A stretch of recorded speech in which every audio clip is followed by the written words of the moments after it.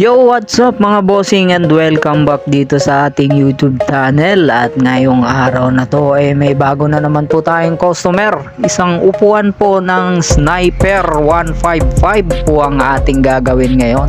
Padidisenyohan po yung kanyang foam at papalitan po natin ng panibagong seat cover. Kaya wala na po tayong intro dito mga bossing. Rekta gawa na agad. At dito nga mga bossing ay nagsimula na po tayong tabasan yung kanyang foam, no?